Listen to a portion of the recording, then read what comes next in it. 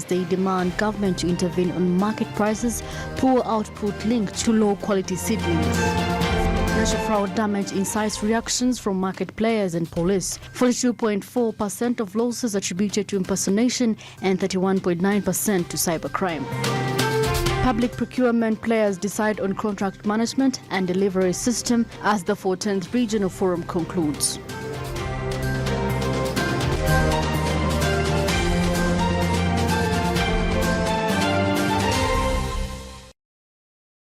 You're welcome once again to Business Today. I'm Rona Nahabwe with Winnie Wiyinza Nakauchi on the sign language. Let's begin with KARUMA's Unit 1 linked to the grid. Now, KARUMA's Unit 1, part of the 6 units of the 600 megawatts plant, has had 40 of the 100 megawatts linked to the national grid. This comes after successful tests by a team of engineers from Sino Hydro Corporation Limited, with a mega project awaits commissioning following a series of disruptions. Let's have a look. So you don't have adapters? The mega power project KARUMA is undergoing final touches before official commissioning. Currently, Unit 1 of the 6, adding up to 600 megawatts, has been synchronized and availed 40 megawatts onto the national grid following successful tests. The project, implemented by UEGCL, kicked off in October 2015 with August 2008 as the completion date, despite changes and full operation assurance for this year as earlier declared by ERA. What do you expect from ERA this year? Maybe that's a question actually that comes. What should we expect from government of Uganda in terms of electricity? We have the commissioning of KARUMA coming this year. By all means, KARUMA is going to be commissioned this year. When KARUMA is commissioned this year, it's an additional pool of energy to Uganda. It means that West Nile issues will now be history. It means that there is now more supply. The challenges we've been receiving when, say, one plant goes down, those will be no more. It brings down what we call the weightage cost of electricity. The $1.7 billion investment has so far had flagships of KARUMA Orio Lira transmission lines pending full commissioning and operation that will push out 60 extra megawatts onto the national grid. And they were all happy and celebrating. Then I had to ask him, is it yesterday or this morning? This morning. Engineer Mtikang, what does it mean, really, to have a unit synchronized on the grid? And he explained to me how they observe the voltage, how it is behaving. You put, as you generate, you just put a little, see, the pointers, how they are, until they are balancing, and then you say, yes, we are on the grid. So people who have been asking, why are you commissioning? Why are you not putting KARUMA power on the national grid? We are seeing pylons moving. You are there, you are lazy. My dear, if the delivery time is not yet, pulling out the baby from my tummy might cause the life of the mother and the baby. Several challenges were encountered during the implementation of the budget. Key among them was the way leave acquisition, which greatly affected the timely delivery of the project. Various pubs that disputed their packages, the court interjections, among others, were effective. Rona Nahabwe compiled this story. Let's look at the crackdown on financial fraud. Now, financial fraud, poses a big threat to the growth of the financial sector, which is a key driver of the economy and can cause very significant losses to individuals, businesses, and institutions if not well managed. Our reporter met with some key players in the financial sector of the country to discuss how this vice can be curbed. Bonia Katsime reports. Financial fraud has manifested in various sectors of the economy, which include banking, insurance, telecommunications, and e-commerce. These sectors are particularly vulnerable due to their over-reliance on digital technologies during financial transactions. This vice has been exhibited in different forms, with cyber fraud taking 31.9%, loan-related fraud with 25.7%, and impersonation taking the lion's share of the loot at 42.4%. These have had had devastating effects on the economy, leading to significant financial losses, damaged reputations, and decreased investor confidence. Because financing, banking is based on confidence and trust, that you keep your money with the bank, trusting that it will be there when you find it. When you need it, you will find it. So anything that undermines that will make you not trust either financial institutions or indeed the entire financial system.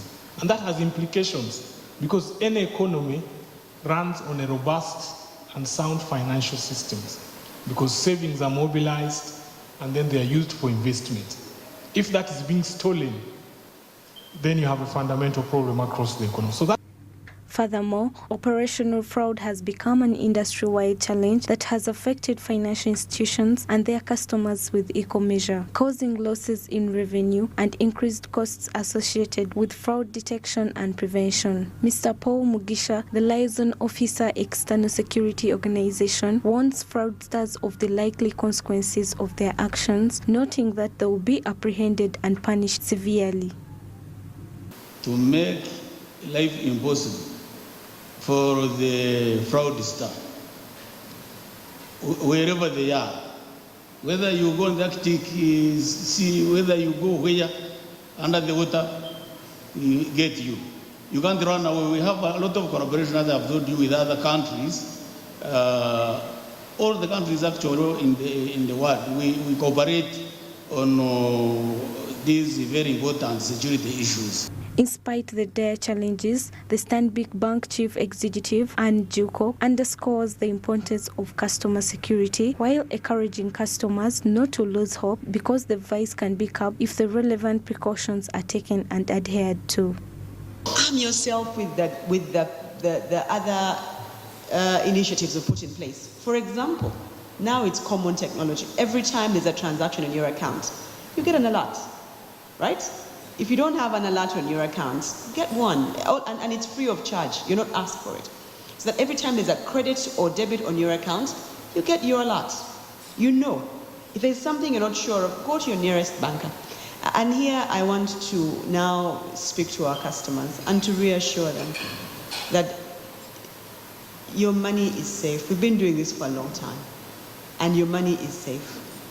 Important too, financial fraud requires a concerted effort by all stakeholders, and this encompasses employing various techniques like improving regulation and supervision while creating awareness and education on fraud prevention that could enhance security measures. The ICT Director, Uganda Police Force, Yusuf Sawanyana, revealed that government has facilitated the construction and development of a police research and innovation center to aid the training of personnel that shall effectively fight the crime. We are also looking at analyzing the human resource we have, so that we can find out the gaps. We may have a very huge human resource which cannot handle crime. But if we do the skill gapping and analysis, we shall be able to fight this crime. I submit. Thank you. However, curbing financial crimes shall require a concerted effort with both the police and other stakeholders at the fore of ending a vice that has posed a devastating trajectory to the growth of the economy and the financial sector in particular. It will require enhanced collaboration and partnerships that are familiar with use of new advanced technologies. Brenia Katsime, Smart 24 TV, Business Today. Away from financial fraud, let's look at how price volatility affects the value chain. Now, farmers of coffee from different parts of the country have called on government to regulate prices of coffee in order for them to benefit from their produce. These have also requested the government invest in agro-processing of coffee to improve on the value chain as well as compete favorably on the international market. Samla Hanifa has more of this report.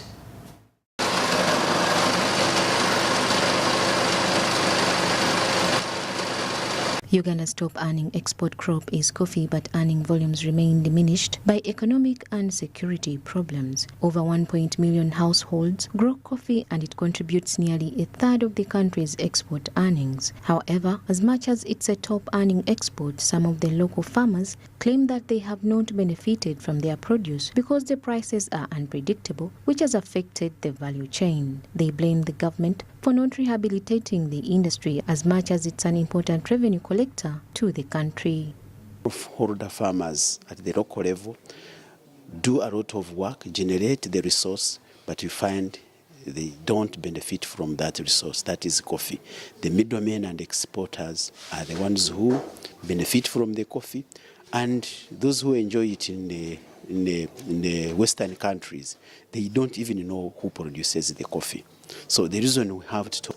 When you look at when the government went into privatization and liberalization, so they left to the demand forces and supply forces, whereby you realize that as much as they said that that competition helps the farmer, but you realize that these exporters and these buyers can connive and be able to set a lower price, whereby the farmer has no choice but has to sell at that particular price. But if government would come up with the setting of the price of the coffee and then also market it outside on behalf of the farmers will benefit a lot. Most of the Ugandan coffee is exported in raw form to countries like Sudan, Kenya, China, among others at a very cheap price, but the very coffee finds itself back here in a processed form and sold to Ugandans expensively. The farmers say this is where government needs to come in and control this injustice. Uganda is actually, according to the statistics, Uganda is the 5th largest producer of coffee, and I think the 2nd biggest in Africa. But most of the coffee that Uganda produces is exported in a raw form. There is no added value. And we find that countries like Sudan, which import coffee from Uganda, add value and get more money from it. Those other countries which... Government should put regulations in pricing, and it should put regulations on trade, international trade. Because we have URA at the border, but we don't know how that coffee goes. I think that's one of the roles they should play in regulating the prices of our coffee and how it goes outside the country.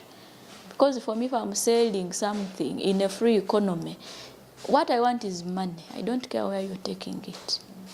According to the coffee growers, the easiest way to add value to Ugandan coffee is through government investing in agro-processing of coffee, because most of the local farmers do not have capacity to add value to their produce. Value addition is a very important tool, especially when it comes to revenue collection. Therefore, it is of importance that the government invests in value addition when it comes to coffee to enjoy all its rewards as a nation.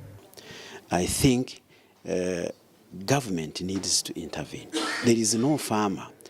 There are no farmers. There are big ones like Bujisu Coffee, the cooperative society. But they cannot afford the investment that is required to add the value on all the coffee that they produce in Bujisu.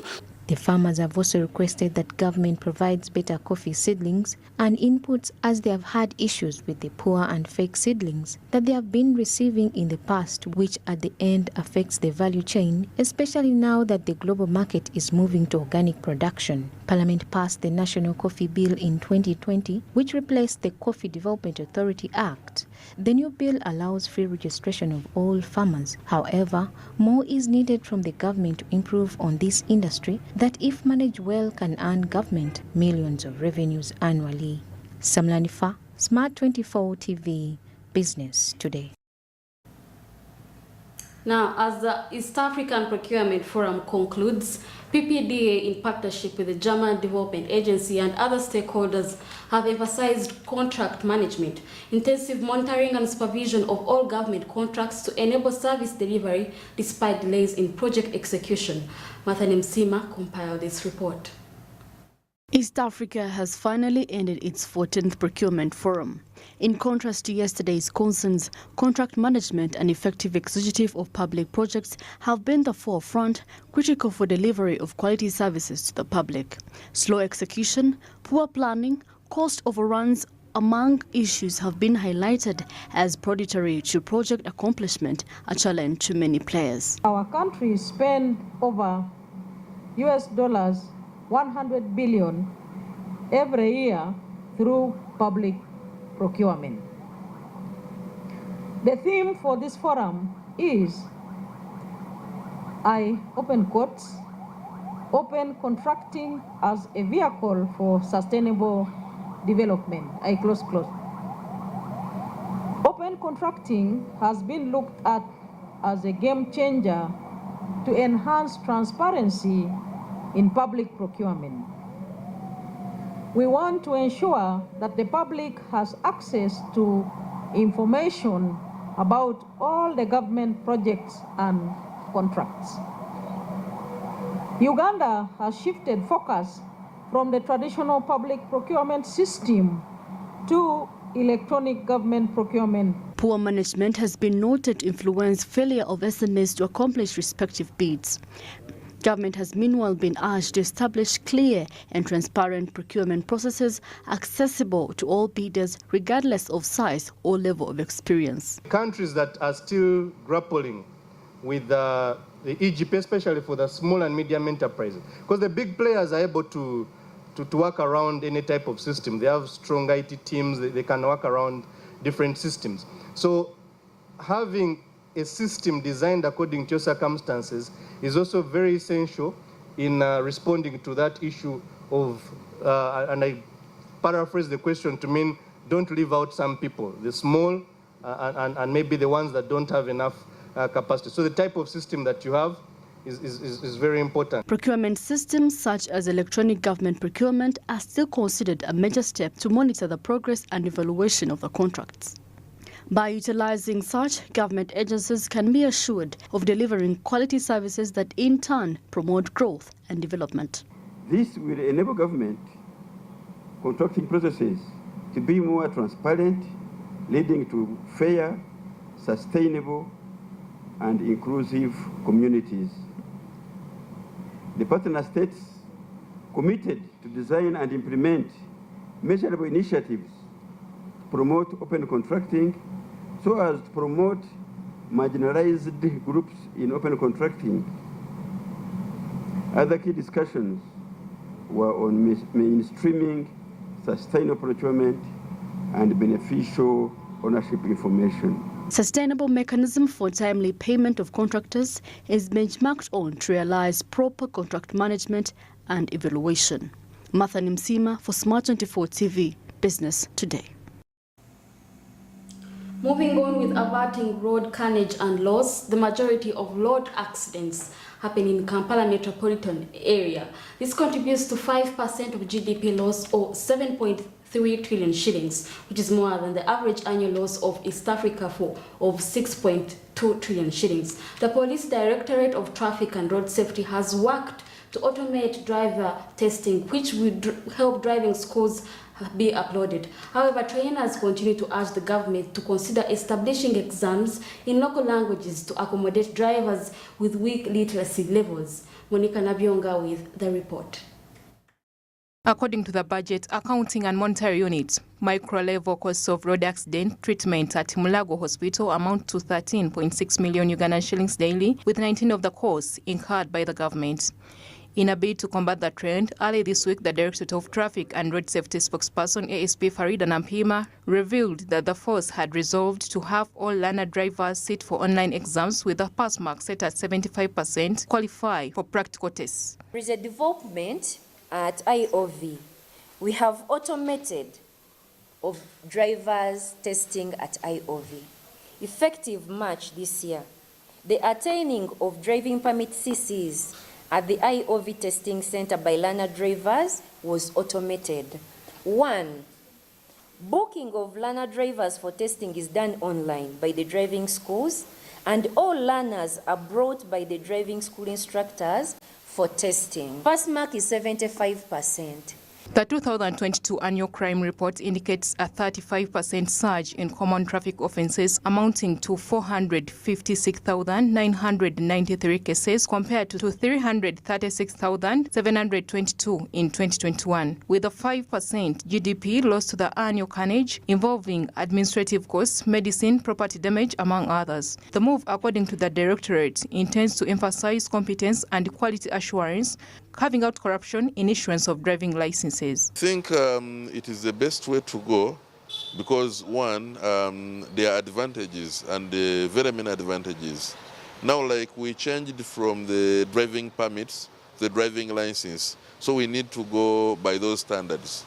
When you look at these countries, UK, you look at America, Dubai, they're using the same system of testing. So one is you are able to track the school's competence. Are they following the curriculum?